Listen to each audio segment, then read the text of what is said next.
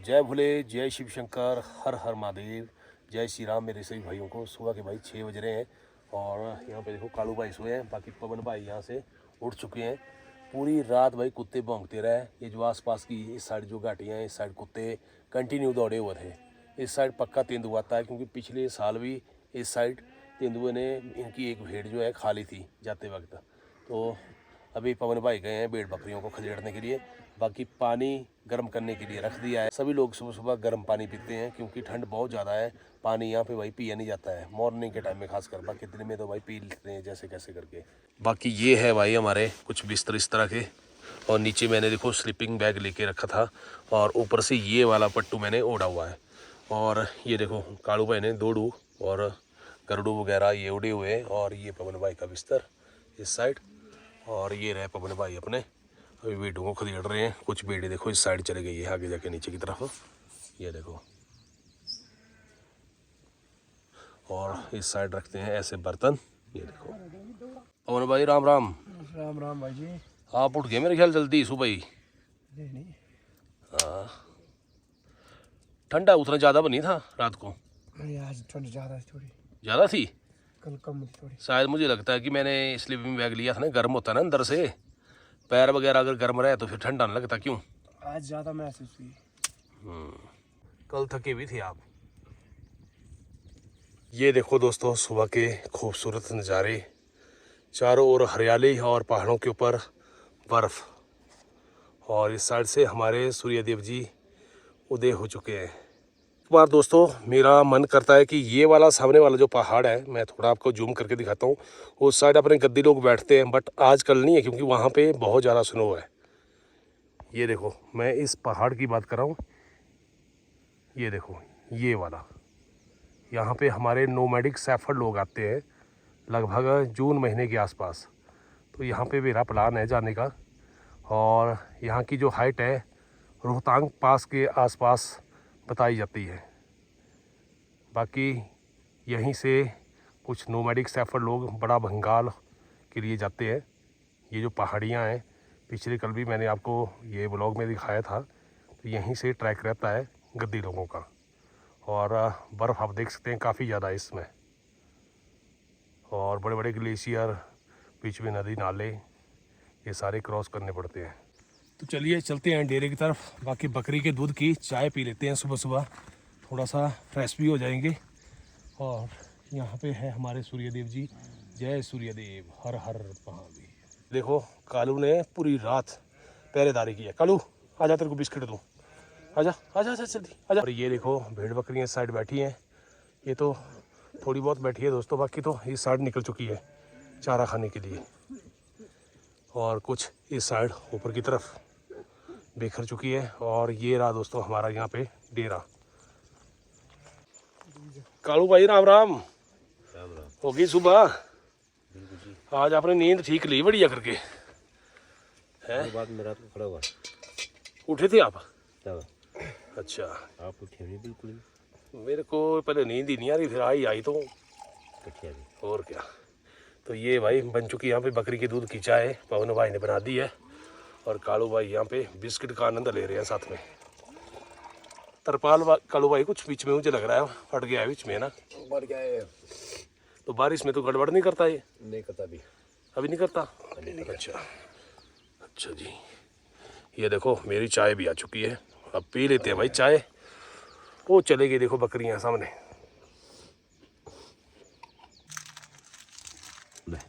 वाह जी वाह, क्या नज़ारा है। ये जड़ी बूटी वाली चाय है, ये किसी किसी के भाग्य में लिखी होती है, हम जैसे लोगों के जो ऐसे पहाड़ों के ऊपर आते हैं, ट्रैकिंग करते हैं। बाकी आप लोगों में से कोई पीना चाहता है तो आप हमारे साथ आ सकते हैं, ट्रैकिंग कर सकते हैं। और ख़ासकर हमारे कालू भाई के डेरे में आप लोगों का ढेर सारा प्यार मिल रहा है, ऐसे ही आप प्यार बनाए रखें। लाइक करते ही हाइप का बटन जरूर दबाएं, ज़्यादा से ज़्यादा अपने भाई को सपोर्ट करें, ज़्यादा से ज़्यादा कमेंट्स करें।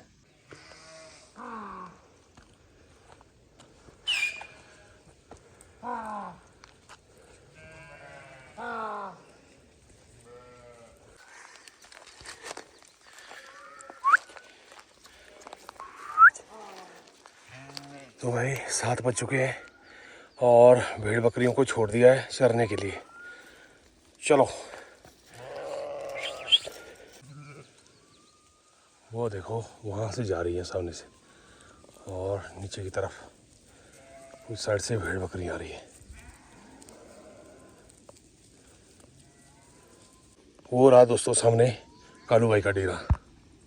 ये देखो जंगल के बीच में, और यहीं पे इन्हीं पेड़ों के आसपास पिछली बार एक भेड़ को खा लिया था, क्योंकि भेड़ें जो है ना रात को निकल जाती है खुद से चरने के लिए बीच बीच में।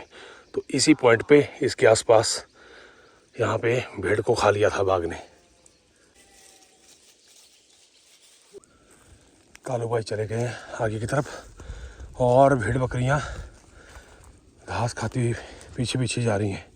बाकी अपने पवन भाई नीचे की तरफ से आ रहे हैं। अभी तो दोस्तों उतनी बड़ी यहाँ पे घास हुई नहीं है, हल्की हल्की है, बट ये भी काफ़ी ताकतवर रहती है। ये देखो ये जा रही है भेड़ बकरियाँ। बाकी घाटी देख लो, भयंकर खाई है यहाँ से भाई।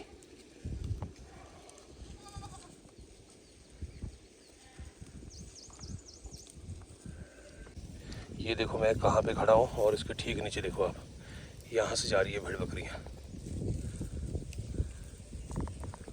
आगे की तरफ। और पूरा जंगल देखो, देवदार है इस जंगल में।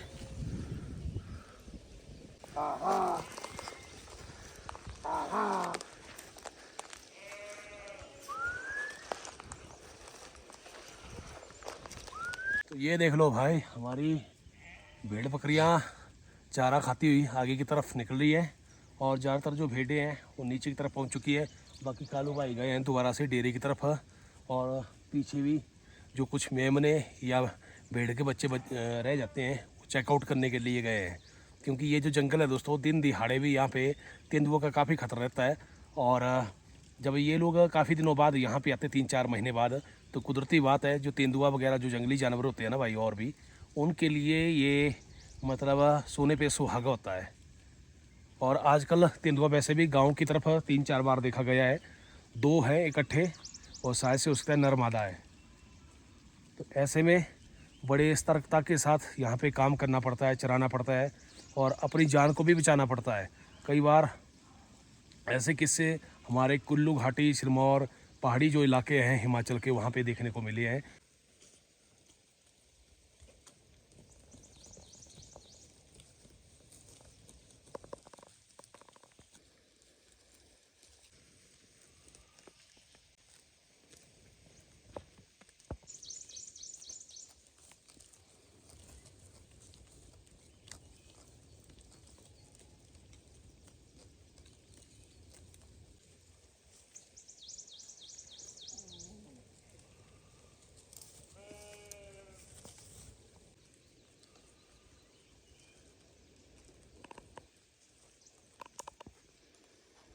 बाकी घास देखो आप, हल्की फुल्की निकली है, बट ये है कि बारिश होने के बाद अब मुझे लग रहा है 7-8-10 दिन लग जाएंगे, और घास अच्छे से यहाँ पे निकल जाएगी। ये देखो यहाँ पे घास अच्छे से निकल आया है, और भेड़ें घाटी की तरफ से ऊपर की तरफ आ रही है, और इस साइड से भी भेड़ें इसी तरफ आ रही हैं। बाकी ये देखो घास बीच बीच में हरी घास निकल पड़ी है। बाकी दोस्तों इस घाटी में पत्थर गिरने का खतरा नहीं है। लाहौल घाटी में पत्थर गिरने का काफ़ी खतरा रहता है।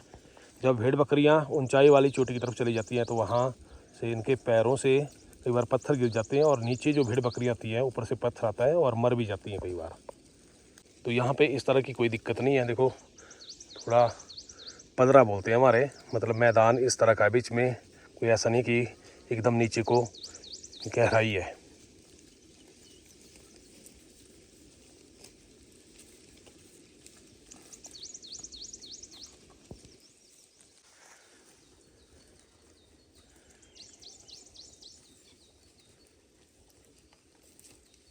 मैं समस्त हिमाचल के गद्दी भेड़ पालकों से विनम्र निवेदन करना चाहता हूं कि जो सरकार के द्वारा ऊन के रेट तय किए गए हैं उससे कम रेट में आप किसी को भी ऊन ना दें, क्योंकि आपकी बहुत ज़्यादा मेहनत रहती है ऊन की कटाई करवानी, और उसके बाद ये जो भेड़ बकरी है उनको चारा खिलाना, जगह जगह जंगल में घूमना, लाहौल स्पीति की यात्रा करना, नालागढ़, पांवटा साहिब और साथ में पूरे हिमाचल में आप भ्रमण करते हैं भेड़ बकरियों के साथ। जो ऊन है दोस्तों, इससे जो गर्म वस्त्र होते हैं हमारे कुल्वी और जो हमारे हिमाचली जितने भी ट्रेडिशनल अलग अलग डिस्ट्रिक्ट में पहाड़ों में प्रयोग किए जाते हैं, लोग जिनको शौक से पहनते हैं, तो ये ऊन अपने आप में मतलब ऐसा नहीं है कि ये कोई ऐसे ही है घास फूस। इसकी कीमत अपने आप में बहुत ज़्यादा है। समझे ना समझे वो अलग बात है, बट मेरी नज़र में दोस्तों आप लोगों के लिए हमेशा प्यार है, जितने भी हिमाचल के समस्त गद्दी भेड़ पालक हैं। और जब आप लाहौल घाटी की तरफ यात्रा करेंगे, खासकर कुल्लू मनाली के रास्ते से होते हुए, तो आपने चोरों से भी सावधान रहना है। ये घटनाएं होती हैं, किसी की 10 भेड़ बकरियां, किसी की 5, किसी की 2, तो आप इन चोरों से सावधान रहें।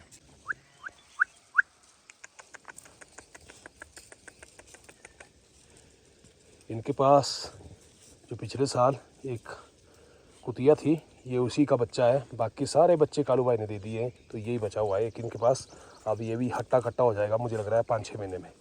ए खेल रहा है, खेल रहा है। वो देखो घाटी के ठीक ऊपर की तरफ से भेड़ बकरियां जा रही है अब आगे की तरफ, और कुछ इस साइड से आ रही है नीचे की तरफ से। अपने पवन भाई इनको लेके आ रहे हैं। और जो इनका भुट्टी डॉग है बहुत ही डेंजर है, खूंखार डॉग, तो वो साइड है। बाकी एक छोटा सा साइड है, एक पीछे से आ रहा है काले वाला।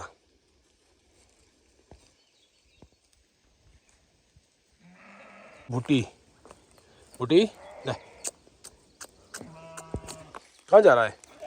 हाँ ले, ये बकरी के छोटे छोटे मेमने एक साथ चलते हैं, और एक वो आ रहा है छोटा सा।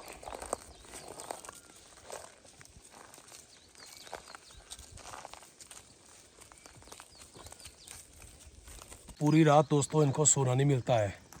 ये तो बोलने की बात है कि गुड नाइट हो गई, मतलब बिस्तर पे लेट गए। मैंने ये खुद देखा है अपनी आंखों से, और जब मैं इनके पास आता हूँ तो हमें भी नींद नहीं आती है, क्योंकि बातें होती रहती है, बीच बीच में उठना पड़ता है, टॉर्च लगानी पड़ती है, कुत्ते कंटिन्यू भौंकते रहते हैं। और अगर भाई इनके ये कुत्ते साथ में ना हो ना, तो मैं तो बोलता हूँ पूरी की पूरा जितना भी इनका डेरा है ना 10-15 दिन में खाली हो जाएगा। ये हकीकत है। और लाहौल में तो शंकु का इतना मतलब कहर है वहाँ पे कि पूछो मत आप। 100 भेड़ बकरियों को एक साथ काट देता है शंकु, इसको कुछ लोग शिकरू के नाम से भी जानते हैं। तो यहाँ तो वो वाली समस्या नहीं है, उसको भेड़िया बोला जाता है वैसे लाहौल में। वहाँ के जो लोकल लोग हैं उसको शंकु बोलते हैं, पर हिंदी में अगर बात की जाए तो वो भेड़िया है। कुत्ते की तरह उसका जो मुंह होता है वो काफ़ी तीखा होता है आगे से, उसके जो दांत होते हैं बहुत ही खतरनाक होते हैं। एक बार जिस भेड़ को काट दिया भाई वो जिंदा नहीं बचेगी, वो मर के ही रहेगी। ले, ले, ले, ले, ले, ले, ले। ये कल भी मिला था मुझे, ये देखो ले, पूरा जोर मार रहा है, हा? पूरा जोर मार रहा है। हा? दोस्तों इसी जगह पे भेड़ बकरियां पानी पीने के लिए आती हैं, और हम लोग भी यहाँ पे पानी पी लेते हैं। और साथ में ये जो पानी यहाँ पे आसपास थोड़ा सा खड़ा हुआ है ना भाई, डिबरी जैसी बनाई है नीचे जाके, तो यहीं पे सारी भेड़ बकरियां पानी पीती हैं। और उसके बाद यहाँ से भेड़ बकरियों को ले जाएंगे चराते चराते डेयरी की तरफ, और उसके बाद बनाएंगे खाना। और दिन के समय में लगभग 1 से 1:30 बजे के आसपास फिर से भेड़ बकरियों को चराने के लिए यहाँ से नीचे की तरफ ले जाया जाता है।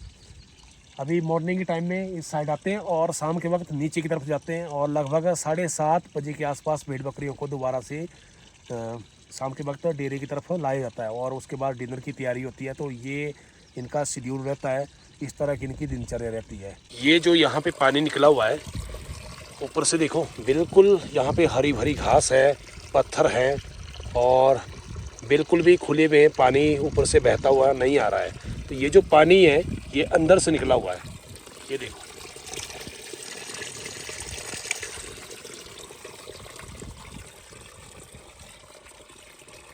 तो ऐसी ऐसी जगहों पे भेड़ पालक अपनी भेड़ बकरियों को पानी पिलाते हैं। और वो रही दोस्तों भेड़ बकरियों ऊपर जाके, अब धीरे धीरे ये नीचे की तरफ आएंगी। दोस्तों पानी के आसपास भेड़ बकरियां पहुंच चुकी हैं, और साथ में कालू भाई। और ये देखो यहाँ पे घास भी बढ़िया है। और साथ में पवन भाई उस साइड से आ रहे हैं ऊपर से भेड़ बकरियों को लेकर के। और ये देखो एक भेड़ यहाँ पे पहुँच भी चुकी है पानी पीने के लिए। कालू भाई बोल रहे हैं कि अभी टाइम है, अभी इनको चराना है और उसके बाद पानी पिलाएंगे इनको लगभग आधे घंटे बाद। अगर पानी पी लिया तो फिर ये निकल पड़ेंगी डेयरी की तरफ, नहीं तो।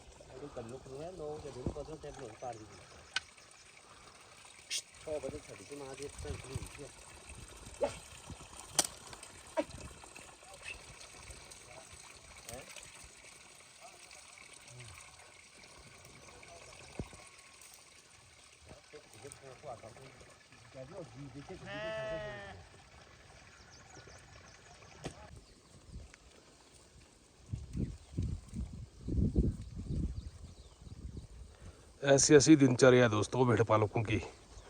सुबह 7 बजे के करीब ये लोग निकल जाते हैं अपने डेरे से चाय वाय पी के, और लगभग 11 बजे के आसपास तक भेड़ बकरियों को चराते हैं कंटिन्यू। इस जगह पे घास देखो काफ़ी बढ़ चुकी है और बड़े चाव के साथ भेड़ बकरी यहाँ पे घास खाए जा रही हैं। और वो देखो सामने जब बारिश हुई थी तो यहाँ पे काफ़ी बड़ा लैंडस्लाइड हुआ है। ज़मीन जो है यहाँ से आगे की तरफ बह के चली गई है पानी के साथ।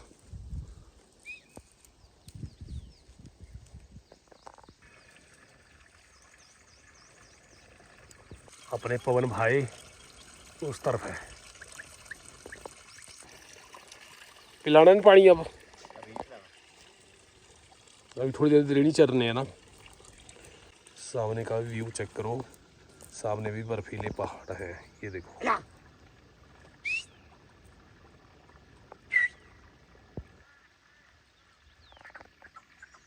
ये देखो खाली पेट होने से जुकाम जाता है। नहीं नहीं ऐसा कुछ नहीं है, पानी डट के पिया करो आप, स्वास्थ्य ठीक रहता है। बाबा मेरा बेटे देख रही है कि सरदार पानी पीने लग गए, हमारे को पीने नहीं दे रहे हैं, डंडा लिया। तो ठंड हो गया। मैं 2 बार पिया पानी, 2 बार। अंदर से निकला हुआ है पानी भी, ये देखो है ना, बीच मैदान में। तो एक ही जगह यहाँ पे पानी की और भी आगे। अच्छा अच्छा अच्छा, हाँ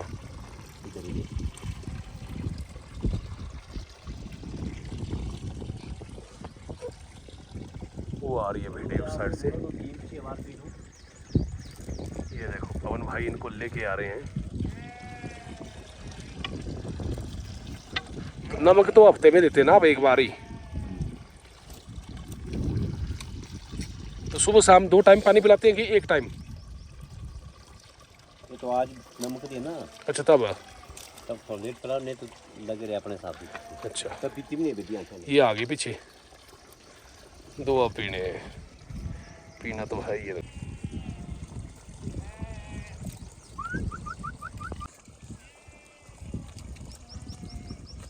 ये देखो ये डायरेक्ट पाइप से पानी पिए जा रही है।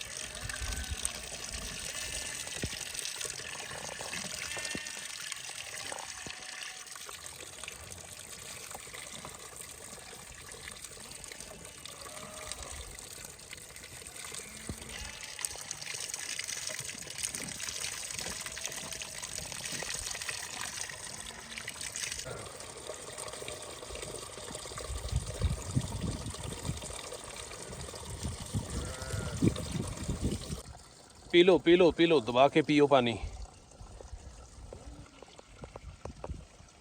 और साथ में देखो हरी भरी घाटी, इस जगह पे यार काफ़ी ज़्यादा घास है वैसे। ये बकरी भी आ गई पानी पीने के लिए। पियो पियो।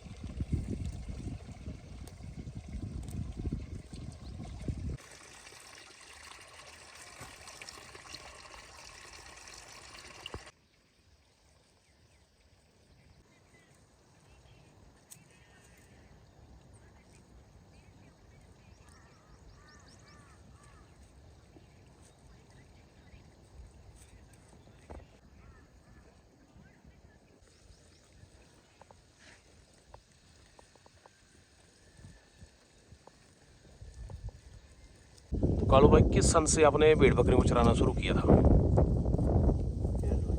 1993 से। तो लगभग कितने साल हो गए आपको? 93, 7, 25, 25, 7, 32, 33 साल। और आपके पिताजी ने कितने साल चराई जंगल में भेड़ बकरियाँ? उन्होंने तो बहुत लगभग कितना? 60 साल। 55-60 साल चलाई उन्होंने।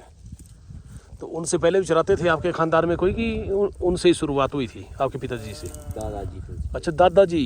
दादाजी खानदानी पेशा है मतलब ये भी? खानदानी, ऊपर वाले दिए खानदानी पैसा।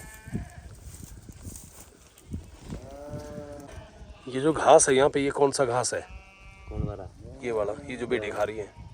ये वाला मलोरा। मल्लौरा, मल्लौरा घास। लौल में तो बहुत सारी घास होती है। लौल मत है, नीरू, छोरू, लराट, कड़ू, कड़ू, पतीस। कड़ू होता है वहाँ, पतीस नहीं, पतीस तो मंडी बिलासपुर है ना? अच्छा, तो सबसे बढ़िया घास नीरू रहता है इनके लिए, नीर घास। नीर घास। अब तो आप घर के नज़दीक है, तो बीच में आना जाना तो हो ही जाएगा आपका। जो था ताल मजमर नहीं है, जिक्र करता है। हाँ क्यों? अब तो 2 बंदे हैं, ये अकेले भी देख लेंगे? कभी कभी शाम के लिए कहाँ देखो, नहीं दिख पाएंगे। बंदा गांव से आएगा ही आएगा कोई। जब घास ठीक होगा चुगने के लिए तब देखेगी गाड़ी। अच्छा, घास नहीं है। नहीं तो फिर गांव से आएगा, जब आप घर जाएंगे तो गांव से आएगा कोई हेल्प करने के लिए? आ जाते हैं बीच में। 1-2 दिन के लिए ना? अभी तो काफ़ी टाइम बैठेंगे आप यहाँ? अभी बैठेंगे 1-1.5 महीना। 1.5 महीना लगभग है ना? 1.5 महीना। फिर उसके बाद लौल निकल जाएंगे। तो पवन भाई भी लौल जाएंगे आपके साथ ही है ना? लौल कौन सी जगह जाएंगे आप? लौट जाते हैं हम आगे समुद्र टापू से आगे, भिंडी घाट। अच्छा, ये बारालाचा में आता है? बारालाचा। चंद्रताल होकर निकलेंगे आप? हमटा के शत्रु, हमटा से? अच्छा अच्छा, सिसु होकर जाते आप? सिसु के।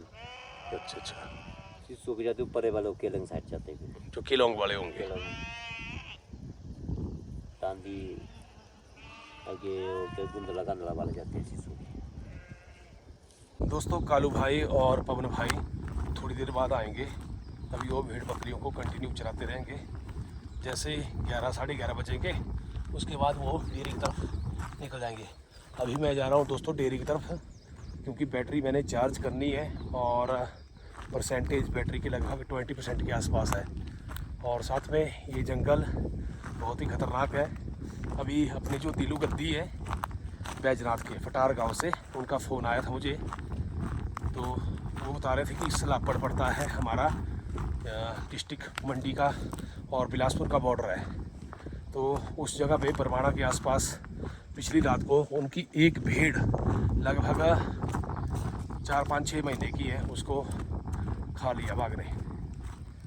तो जंगल में कई जगह बाघ है और उस एरिया में बहुत ज़्यादा लेपर्ड रहते हैं वैसे भी। तो अभी मैं भी निकला हूँ भाई डेयरी की तरफ। थोड़ा ध्यान वगैरह रखना पड़ता है। इस साइड अभी भालू तो नहीं है, पर लेपर्ड तो निकले हैं गांव की तरफ, 2 है। ये देखो दोस्तों, अच्छे से धूप खिल चुकी है और इस व्यू को आप चेक करो, कितना मस्त व्यू है। यहाँ से दूर दूर तक बर्फीली वादियाँ यहाँ से दिखाई देती हैं।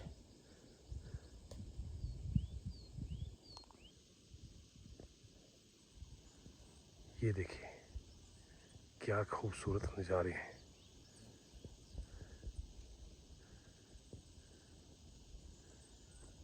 ये देखो कितनी ज़्यादा बर्फ गिरी है पहाड़ों के ऊपर।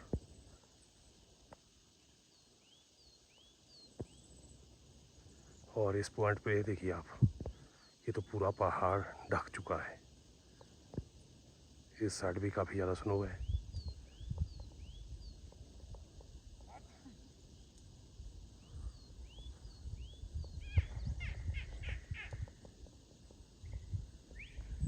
ये देखिए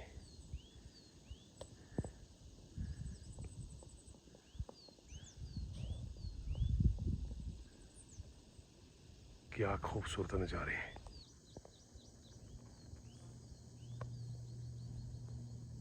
ये देखो ये है दिल्ली मनाली नेशनल हाईवे जो कि मनाली की तरफ जाता है। ये चेक करो, और वो रहा उस साइड आगे जाके मनाली।